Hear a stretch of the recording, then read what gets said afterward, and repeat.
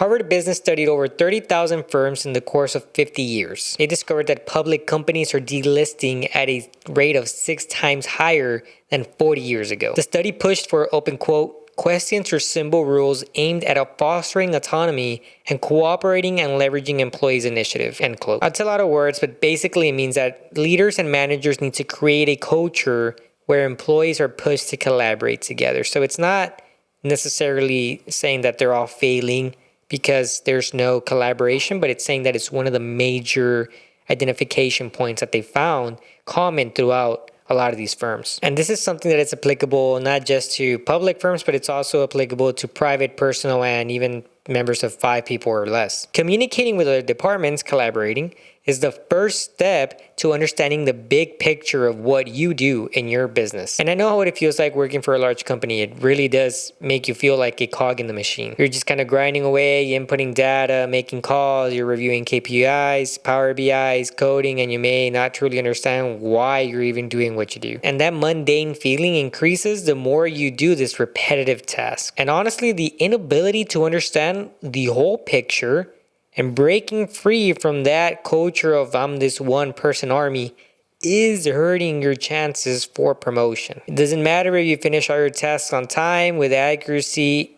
In order to get promoted, you need to communicate with other people and other departments and fill operational deficiencies. The goal here is to understand the big picture of what your job does, and you have to bring forth ideas to improve your task and your operation that you're directly participating in. The biggest obstacle I see a lot of managers and clerks do is they get into this tunnel vision trap. So picture your work right now kind of like a tunnel, right? So you're kind of seeing this like this. When you're tunnel visioned, you're laser focused on your task. You're seeing it like this, and you are right locked in to your data entry, your KPIs, whatever it is you're doing, your orders. All that is very good when you're doing daily tasks, but what that does is it kind of blocks you out from seeing the rest of the emotions, the rest of everything else that's going on these peripherals. In companies or in business, I want you to think of these peripherals, right? Like if, again, I'm gonna be tunnel vision here. These peripherals that I'm blocking out, this is my finance department, this is my HR department, IT is over here, you got safety on this side, and you're so tasked in that you block out all these other departments and you don't really pay attention to them. They're kind of just there on the sidelines, literally. And you are laser focused and you know how to do your job, you know how to operate on what you're doing, but you're neglecting a lot of these other areas that you could be collaborating with. Now, depending on your position and your title, that depth will differ. That vision for a clerk is very narrow. As a supervisor, it kind of starts opening up a little bit. As a manager, you're kind of already interacting with people, with other departments, with payroll. As a senior manager, you're probably hand in hand next to your finance department for your P&Ls, and you're probably pretty close to your recruitment department as well. Now, I want you to think back to a time where you knew the operation didn't feel right, where there was a time that you thought, okay, something could change here and something could be done better. An event where you actually thought, man, why am I doing it this way? The truth is, a lot of people work like this. I have spoken to managers and clerks who admit, yeah, I knew it was wrong. I knew it wasn't as efficient, but I just didn't want to raise my hand. Again, this is beyond tunnel vision at this point. Tunnel vision is this: you, by doing that, or by having managers or workers, whatever, that do that, they're already at the end of the tunnel. They're just kind of stuck there. They're sitting down. They kind of gave up. That is the type of mentality that you really need to break. And that is why tunnel vision can be very good when you're focusing on tasks, but also very bad when you don't act on those negative parts of the task that you're doing. Now, let's take a quick pause here. If you brought up issues and you've provided resolution to them before, but they were not taken seriously or they didn't really attempt to get fixed by your leadership, then you're going to be in a situation where this exercise that we're going to do is going to be very difficult for you to follow along because you've actually taken your part to take that initiative. I would suggest, if I was in your position, to send an email, communicate with other departments that can assist you so that you can resolve the issue on your own. Or with the approval of your management, if you tell them, hey, I already got all this, and this, I just need your approval. They might just be like, oh, wow, I wasn't expecting all that. Yeah, sure, go ahead. Let's move on to some examples. The goal here is to shift from task-oriented to vision-oriented. Let's say that you work as a cashier at a goods store like Family Dollar or Dollar General. A customer walks in and they tell you, hey, I heard you have a discount on balloons. They saw it in an ad. You, as the cashier, you were told by your leadership and your management that the balloons do not qualify for the discount. However, the ad doesn't say that, so you have some pretty pissed off customers. A tunnel vision employee, somebody who sees things like this, will say, okay, every single time somebody comes in, I'm just going to have to deal with it. I mean, that's my job. It is what it is. I'm not going to fight it. They're going to come. I'm going to tell them. They're going to get mad. It's the same thing. It's repetitive. But somebody who understands the big picture, what would they do? Somebody who understands the entire reason, the root cause, and the entire picture of what was involved to get that incorrect information. This employee knows that the error is coming from the ad. Step 1 is to raise your hand and tell your management and leadership, something that they probably already knew based on the example. Step 2, they would probably create a visual notice so that they don't have to spend the time to tell every single employee. They would probably post a letter or something as easy as even with a Sharpie and a white piece of paper and just taping it everywhere. People will come up and ask you a lot less if they see those notifications before they have the 30 balloons on their hand. And step 3, fix the root problem. Now, as a cashier, yeah, this is going to be pretty hard, right? You're not going to walk into the marketing department of Dollar General. The headquarters is probably nowhere near where you live. You're not going to walk in there and be like, hey, let's go, let's fix it. I mean, that doesn't make any sense. You don't control the ads. Do you even have to do this step? Well, if you're a cashier, probably not. That's your manager's job. But this is what I really mean when I say understanding the big picture. Honestly, I would say yes, you should, because it shows initiative and it builds that ability to act and to take charge that you can implement in not even in this position, in another position that you can move on to. So how would I do it if I was in that position is I would use a directory. There has to be a directory where you can reach out to different departments depending on where you work. Maybe there's a list, maybe there's a group email, there's something that you can reach out to somebody from another department and let them know about the error. Hey, here's the error, customers are coming in, they're taking it out on me and I don't know what the heck to do. If you can, if there are emails on there, send them an email, CC your boss and their boss, CC a lot of people. You know, the more people you CC, the more traction it's going to get. And the more they'll be like, who is this person? Oh, that's just a cashier. Huh, that's weird. Now, I don't know exactly how it is in Dollar General or Family Dollar. I don't know if the cashiers even have laptops or computers. I'm assuming they have some sort of communication where they can at least talk to other people. But if that doesn't exist, then bring it up to your boss. And if your boss's boss is there or you have your boss's number, call them and let them know about what's going on. But the point here is that it shows that you understand the big picture and it gives your direct leadership an idea of how well you understand and you can resolve these types of issues. Now, some people might be saying, well, I tried that and my boss stole all my credit. My manager took all the hard work I did and they said it was them. Well, I know. I guess that sucks. It's horrible that has to happen. But put it this way. You can put all that you did in a resume. Everything that you did, everything your boss, your manager stole from you, put it on a resume and then apply for another job and say, hey, I did this. This is what I did. And the reason why that's very good is because you can actually explain in detail when they push back and say, hey, okay, well, tell me more about the situation here on this resume. How did you actually do this? Oh, well, this is how I did it. You know, because you're the one who actually did it, as opposed to your boss who maybe just stole the credit. I don't know if they put it on the resume or whatever. But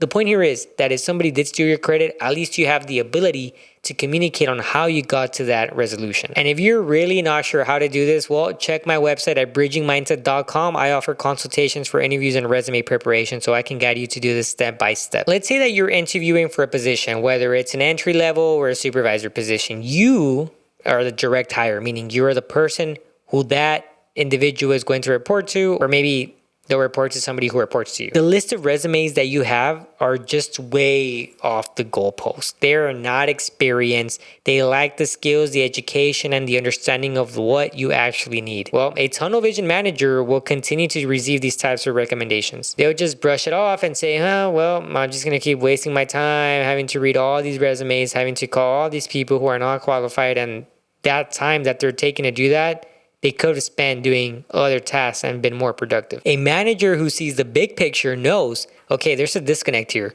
Whoever is pre-screening these employees is not doing a good job. So guess what? A good manager who understands the entire operation, who opens their peripheral, who knows HR is here, they grab HR and they say, hey, we're going to set up a meeting together and I'm going to guide you step by step on what I actually need in my employee. This allows you or that person to identify the discrepancies that are not being caught when they're pre-screening the employees. You have to remember, HR oftentimes doesn't really understand what you do to the T. They have a general understanding, but they don't know the day-to-day operation. So the more that you communicate, the more you open your peripherals and you grab that department and you say, okay, let's walk through it. Let me teach you a little bit of what I know so that you can help me help you. Why? Because it's a win-win. The HR manager will stop wasting time on people who are not even going to be qualified themselves. Because HR, if you don't tell them what they actually need to look for, they're going to keep interviewing these types of people, and it's just going to be wasting everybody's time. So to break free from tunnel vision and start seeing the big picture, you need to shift your focus from being task to vision. Okay? Your tasks are always going to be there. They're going to be repetitive, but your vision is going to change depending on the type of resolution that you come up with on the spot. There's going to be times where you need to work with finance. There's going to be times where you need to work with IT, where you need to work with HR, where you need to work with recruitment, with safety, whoever it is. There's going to be times where you're going to have to open up those peripherals and say, okay, I need to grab somebody, or somebody needs to grab me, or we need to get together. We need to form a meeting and we need to come into a resolution. And these are things you can do as a supervisor, as a clerk, because there's stuff that I did before I was a manager. So it's definitely possible. You just need to actively take the initiative. So let's go over some quick tips. Number one, understand the company's mission and vision. You want to familiarize yourself with these two things. They aren't just, words splattered on a wall.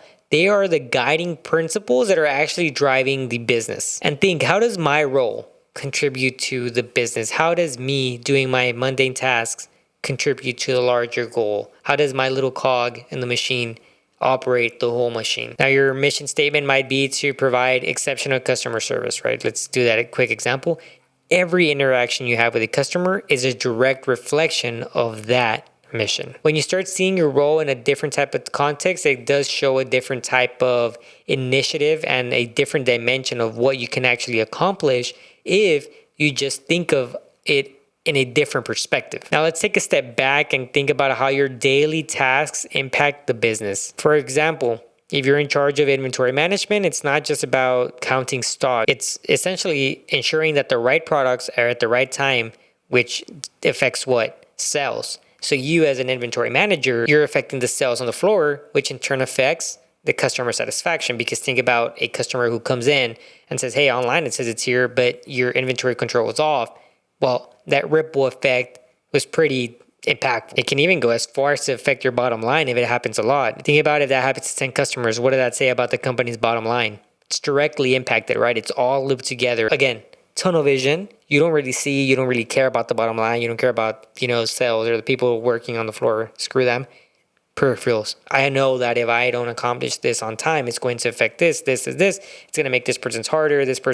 Customers not going to be satisfied. The bottom line's going to go down. And one of the best ways to understand the big picture is to communicate with other departments. I know I already mentioned this, but actually make part and try to actively participate in cross-department meetings. This gives you a broader perspective on how your work affects the different areas of the business. For instance, in some jobs, the sales rely heavily on product development and product release. So having a close connection with each other can help you prioritize your task for the product development cycle, and this enhances collaboration and your position as, someone who understands the bigger picture. And lastly, I want you to think about the long-term impact of your decisions. This doesn't mean you should really ignore your short-term goals, but rather you should balance them with a vision for the future. If you're managing a team, think about how your leadership style today will influence the development of your team and the culture for many years to come. Essentially, the impact that you have with the team. If you're working on a project, consider how the outcomes will affect the company's goals 6 months or a year from now. By adopting a long-term perspective,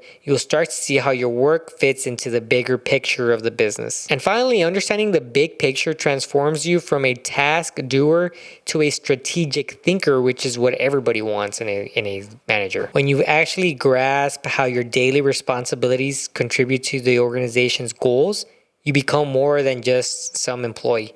you start becoming part of the actual company's success. And as a manager, as a senior manager, those types of people that are under you that have that goal and that initiative and that wider lens are the ones who often get promoted right away. It's the moment you start breaking down divisional barriers that exist by actively cooperating with different team members, that is the moment that mindset begins to shift. It makes you a valuable employee and it accelerates your career growth. It's not just about completing tasks anymore. Now you're actually driving the business forward. You're collaborating, you're being innovative, you're being strategic. These types of people do not get stumped on impasses. They will be the ones who find solutions. They will be the ones that find a way to resolve all the problems at their level or below them, and sometimes even a level above them. So start adopting this big picture mindset. You'll find yourself better equipped to navigate a lot of these challenges and making better informed decisions and seizing opportunities for advancements. Whenever you see something and you say, man, I think I can fix that. Try it. Try to fix it. Take the initiative. Take the step to talk to other departments, to start working together to really resolve these issues. And that, more than anything, is what sets a top performer from the rest of the crowd. It's literally the difference between the cog in the machine and being the person who knows how the machine works and how to make it work even better. So take these tips and start today. And that's it for today's video. Thank you guys for watching. Don't forget to like, comment, and subscribe.